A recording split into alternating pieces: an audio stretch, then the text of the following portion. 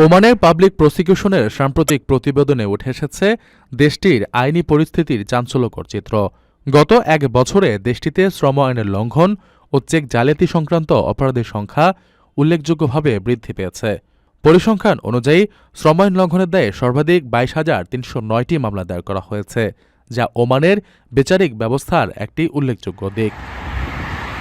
এর ঠিক পরে রয়েছে চেক সংক্রান্ত অপরাধের স্থান, যার সংখ্যা ১০,৪৮২টি। মূলত আর্থিক লেনদেনে অনিয়ম বা বাউন্স চেক প্রদানের ঘটনাগুলোই এই তালিকায় উঠে এসেছে। এছাড়া প্রবাসীদের রেসিডেন্সি বা বসবাস আইন লঙ্ঘনের দায়ে ৯,৪৯৩টি মামলা রেকর্ড করা হয়েছে।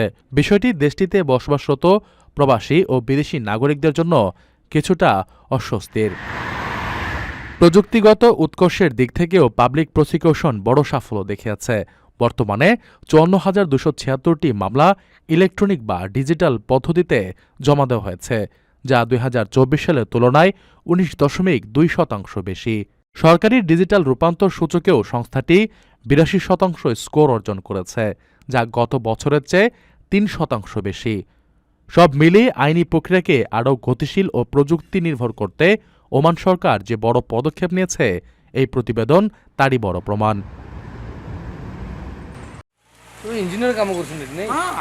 বিদেশি শ্রমিক নিয়োগে দীর্ঘদিনের দালাল নির্ভরতা ভেঙে সরাসরি নিয়োগ প্রক্রিয়া চালুর পথে এগোচ্ছে মালয়েশিয়া। তৃতীয় পক্ষ বা মধ্যস্বত্বভোগী বাদ দিয়ে একটি ডিজিটাল প্ল্যাটফর্মের মাধ্যমে বিদেশি শ্রমিক নিয়োগের উদ্যোগ নিয়েছে দেশটির মানব সম্পদ মন্ত্রণালয়। মালয়েশিয়ার মানব সম্পদ মন্ত্রী দাতুক সেরি আল রামানন জানিয়েছেন, প্রস্তাবিত এই নিয়োগ ব্যবস্থা এখনও চূড়ান্তকরণের পর্যায়ে রয়েছে। স্বরাষ্ট্র মন্ত্রণালয় সহ সংশ্লিষ্ট পক্ষগুলোর সঙ্গে আলোচনা শেষে এটি মন্ত্রিসভায় উপস্থাপন করা হবে। মানব সম্পদ মন্ত্রী বলেন, বিদেশে শ্রমিক নিয়োগে তৃতীয় পক্ষের ভূমিকা মালয়েশিয়ায় দীর্ঘদিনের একটি বড় সমস্যা। সংসদ সদস্যের প্রশ্ন এবং গণমাধ্যমের প্রতিবেদনে বারবার উঠে এসেছে, দালাল চক্রের কারণে শ্রমিকদের অতিরিক্ত ফি দিতে হচ্ছে। এতে তারা ঋণ দাসত্ব ও আধুনিক দাস প্রথার মতো শোষণের শিকার হচ্ছেন। প্রস্তাবিত নতুন ব্যবস্থায় নিয়োগকর্তারা সরাসরি বিদেশি শ্রমিকদের সঙ্গে যোগাযোগ করতে পারবেন। বর্তমানে নিয়োগকর্তাদের এজেন্টের মাধ্যমে যোগাযোগ করতে হয়, ফলে শ্রমিক প্রকৃত চাকরির শর্তে সম্মত হয়েছেন কিনা তা নিশ্চিত করা কঠিন হয়ে পড়ে। এই কারণেই অনেক শ্রমিক অভিযোগ করেন, একটি চাকরির কথা বলে নিয়ে এসে ভিন্ন ধরনের কাজে বাধ্য করা হয়। এই ডিজিটাল নিয়োগ ব্যবস্থার মূল লক্ষ্য হল শ্রমিকদের উপর চাপিয়ে দেওয়া অতিরিক্ত ও অস্বাভাবিক এজেন্ট ফি বন্ধ করা। মানব সম্পদ মন্ত্রণালয়ের তথ্য মতে, অনেক শ্রমিককে মালয়েশিয়ায় আসার আগেই ৫,০০০ থেকে ৮,০০০ মার্কিন ডলার পর্যন্ত পরিশোধ করতে হয়, যা মানব পাচার, সামাজিক সমস্যা ও অর্থ পাচারের ঝুঁকি বাড়ায়।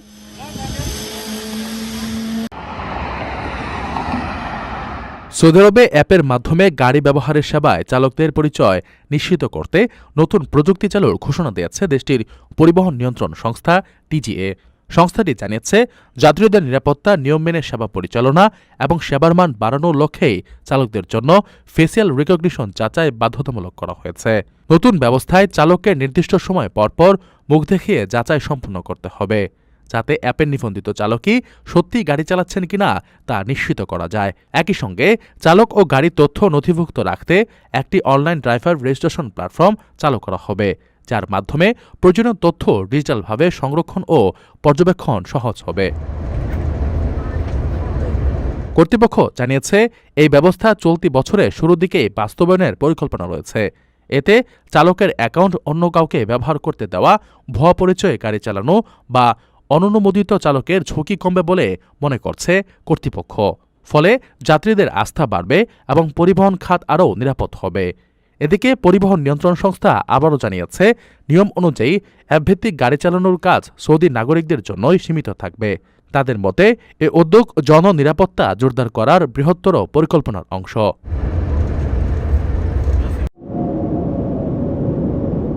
যুক্তরাষ্ট্রের বিস্তীর্ণ এলাকা জুড়ে শীতকালীন ঝড়ে বহু মানুষ মারা গেছে এবং ঝড়ের কারণে হাজার হাজার ফ্লাইট বাতিল কিংবা বিলম্বিত হয়েছে। এর মধ্যেই এবার দেশটির দিকে ধেয়ে আসছে ভয়াবহ তুষার ঝড়, যাকে আবহাওয়াবিদরা শক্তিশালী বোম সাইক্লোন হিসেবে চিহ্নিত করেছেন। আগামী ২৪ ঘণ্টার মধ্যে দেশটির দক্ষিণ পূর্ব ও মধ্য আটলান্টিক অঞ্চলে এই ঝড় আঘাত হানতে পারে বলে আশঙ্কা করা হচ্ছে। এতে অস্বাভাবিক মাত্রার তুষারপাত, হারিকেন গতির ঝোড়ো হাওয়া এবং উপকূলীয় এলাকায় বন্যার ঝুঁকি তৈরি হয়েছে। আন্তর্জাতিক গণমাধ্যমের প্রতিবেদনে বলা হয়েছে, নর্থ ক্যারোলাইনা ও ভার্জিনিয়ার উপকূলীয় অঞ্চল সবচেয়ে বেশি ঝুঁকিতে রয়েছে।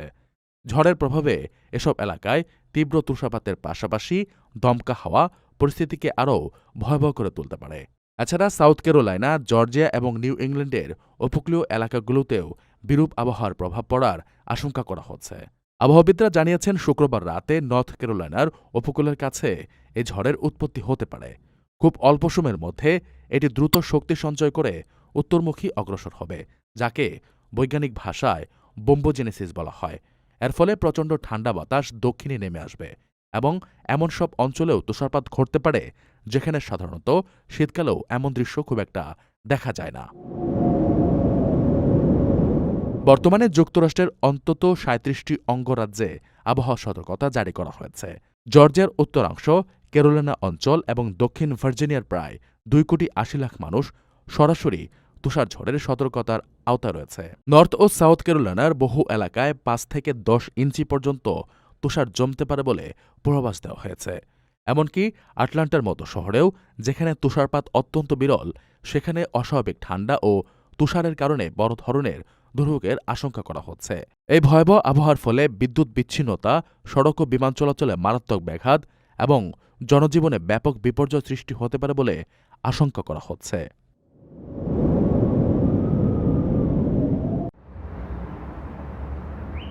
পর্যটন খাতকে বিশ্ব দরবারে আরও আকর্ষণীয় ও প্রতিযোগিতামূলক করে তোলার লক্ষ্যে ওমান সরকার পর্যটকদের জন্য ভ্যাট ফেরত দেওয়ার পরিকল্পনা গ্রহণ করেছে। দেশটির ট্যাক্স অথরিটি চেয়ারম্যান নাসের খামিস আল জাসমি আনুষ্ঠানিকভাবে এই তথ্য নিশ্চিত করেছেন। ওমানের এই সিদ্ধান্ত মধ্যপ্রাচ্যের পর্যটন মানচিত্রে দেশটির অবস্থান আরও সুসংহত করবে বলে ধারণা করা হচ্ছে। ট্যাক্স অথরিটির চেয়ারম্যান জানিয়েছেন, এই রিফান্ড সেবাটি চালু করার জন্য বর্তমানে বিভিন্ন সেবা প্রদানকারী প্রতিষ্ঠানের সাথে আলোচনা চলছে। মূলত রিফান্ড প্রক্রিয়ার ফি এবং পর্যটকরা কত শতাংশ অর্থ ফেরত পাবেন সে বিষয়গুলো নিয়ে চুক্তি চূড়ান্ত হওয়ার অপেক্ষায় রয়েছে কর্তৃপক্ষ। এই কাঠামোগত বিষয়গুলো সমাধান হলেই পর্যটকদের জন্য এই বিশেষ সুবিধাটি উন্মুক্ত করে দেওয়া হবে, যদিও এখনও নির্দিষ্ট কোনো দিনক্ষণ ঘোষণা করা হয়নি। ওমান ২০২১ সালের এপ্রিল মাসে পণ্য ও সেবার উপর ৫% হারে ভ্যাট ব্যবস্থা কার্যকর করে। উপসাগরীয় সহযোগিতা কাউন্সিলের অন্যান্য দেশগুলোতে পর্যটকদের জন্য ভ্যাট রিফান্ড সুবিধা আগে থেকেই চালু রয়েছে। আঞ্চলিক বাজারের সাথে সামঞ্জস্য বজায় রাখতে এবং ওমানকে একটি শপিং বান্ধব গন্তব্য হিসেবে গড়ে তুলতে এই পদক্ষেপটি অত্যন্ত জরুরি ছিল। নতুন এই নিয়ম কার্যকর হলে পর্যটকরা ওমান ভ্রমণের সময় কেনাকাটা করলে নির্দিষ্ট শর্ত সাপেক্ষে তাদের প্রদত্ত ভ্যাটের একটি অংশ বিমানবন্দরে বা প্রস্থানের সময় ফেরত পাবেন।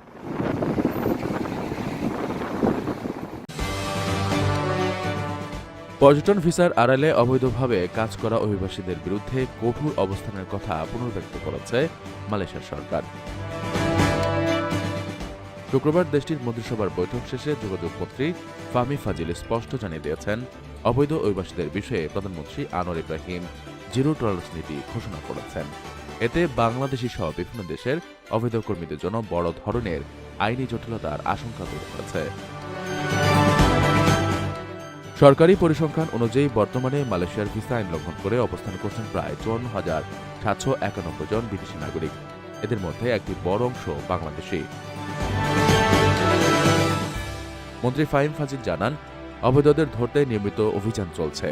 ২০২৫ সালে ৫১,০০০-এরও বেশি অবৈধ অভিবাসীদের বিরুদ্ধে ব্যবস্থা নেওয়া হয়েছিল, আর এবছর অর্থাৎ ২০২৬ সালের জানুয়ারি মাসেই ৩,৬৯১ জনকে আইনের আওতায় আনা হয়েছে। সরকারের পক্ষ থেকে বলা হয়েছে, অনেকে ট্যুরিস্ট বা সোশ্যাল ভিসায় এসে গোপনে বিভিন্ন সেক্টরে কাজ করছেন, যা মালয়েশিয়ার অভিবাসন আইনের গুরুতর লঙ্ঘন। যারা ভিসার শর্ত ভাঙছেন তাদের চিহ্নিত করতে এখন থেকে নজরদারি আরও জোরদার করা হবে। শুধু কর্মী নয়, যারা এই অবৈধ প্রক্রিয়া সহায়তা করবেন তাদের বিরুদ্ধেও কঠোর আইনি ব্যবস্থা নেওয়ার প্রক্রিয়া শুরু হয়েছে।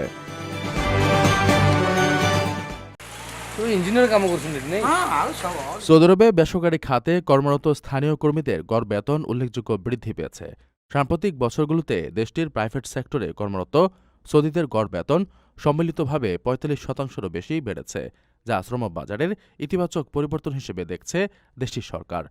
উল্টোদিকে এই পরিসংখ্যান প্রবাসীদের জন্য তেমন লাভজনক নয় বলেই মনে হচ্ছে। শ্রমবাজারের অগ্রগতি নিয়ে কথা বলতে গিয়ে সৌদি আরবের শিল্প ও খনিজ সম্পদ মন্ত্রী খালিদ আল ফালিহ জানান, বর্তমানে বেসরকারি খাতে কর্মরত সৌদি নাগরিকের সংখ্যা প্রায় 24,80,000 পৌঁছেছে। এ সংখ্যা দেশটির কর্মসংস্থান বৃদ্ধির পাশাপাশি সফল সৌদিকরণ বা লোকালাইজেশন নীতির প্রতিফলন বলে মনে করেন তিনি। বেতন বৃদ্ধির পাশাপাশি সৌদি আরবে বেকারত্বের হারও উল্লেখযোগ্যভাবে কমেছে। বিভিন্ন খাতে সৌদি নাগরিকদের অংশগ্রহণ বাড়ায় আয়ের স্থিতিশীলতা তৈরি হচ্ছে এবং কর্মশক্তির টেকসই ভিত্তি আরও শক্ত হচ্ছে। বিশেষজ্ঞদের মতে এটি কর্মীদের দীর্ঘমেয়াদী চাকরির নিরাপত্তা এবং দক্ষতা উন্নয়নের পথও প্রশস্ত করছে। সংশ্লিষ্টরা মনে করছেন, ধারাবাহিক বেতন বৃদ্ধি, কর্মসংস্থান সম্প্রসারণ এবং বেকারত্ব হ্রাস সৌদি আরবকে একটি প্রতিযোগিতামূলক, অন্তর্ভুক্তিমূলক এবং স্থিতিশীল শ্রমবাজার গড়ে তুলতে সহায়তা করছে। এর ফলে ভবিষ্যতে দেশের অর্থনৈতিক ভিত্তি আরও শক্তিশালী হবে বলেও আশা প্রকাশ করা হচ্ছে।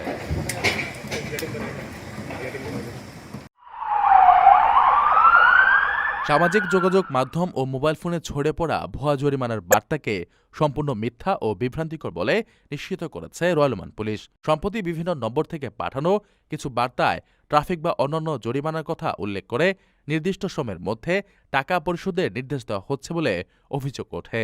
এসব বার্তায় সময়সীমা পার হলে অতিরিক্ত জরিমানা বা আইনি ব্যবস্থার হুমকিও দেওয়া হয়। এ বিষয়ে এক বিবৃতিতে ওমান পুলিশ স্পষ্ট করে জানিয়েছে, এ ধরনের বার্তার কোনো সরকারি ভিত্তি নেই এবং এগুলো কোনো অনুমোদিত সংস্থা থেকে পাঠানো হয়নি। পুলিশ জানায়, প্রতারক চক্র সাধারণ মানুষের ভীতি ও অজ্ঞতাকে কাজে লাগিয়ে ভুয়া SMS বা অনলাইন বার্তার মাধ্যমে অর্থ আদায়ের চেষ্টা করছে। অনেক ক্ষেত্রে এসব বার্তায় সরকারি লোগো, লিঙ্ক বা আরবি ভাষার আনুষ্ঠানিক শব্দ ব্যবহার করে বিশ্বাসযোগ্যতা তৈরি করার চেষ্টা করা হয়। পুলিশ নাগরিক ও প্রবাসীদের এ ধরনের বার্তা সম্পূর্ণভাবে উপেক্ষা করার আহ্বান জানিয়েছে। একই সঙ্গে অপরিচিত লিঙ্কে ক্লিক না করা, ব্যক্তিগত তথ্য বা ব্যাংক সংক্রান্ত কোনো তথ্য শেয়ার না করার জন্য সতর্ক করেছে পুলিশ। জরিমানা বা সরকারি কোনো নোটিশ থাকলে তা কেবলমাত্র সরকারি ওয়েবসাইট, নির্ধারিত অ্যাপ বা অনুমোদিত চ্যানেলের মাধ্যমেই জানানো হয় বলে উল্লেখ করা হয়েছে।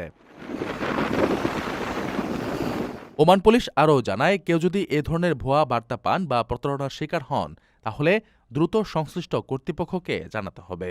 এতে প্রতারক চক্রকে শনাক্ত করা এবং ভবিষ্যতে এমন প্রতারণা প্রতিরোধ করা সহজ হবে। পাশাপাশি ভুয়া তথ্য ছড়ানোর সঙ্গে জড়িতদের বিরুদ্ধে কঠোর আইনি ব্যবস্থা নেওয়ার হুঁশিয়ারি দেওয়া হয়েছে।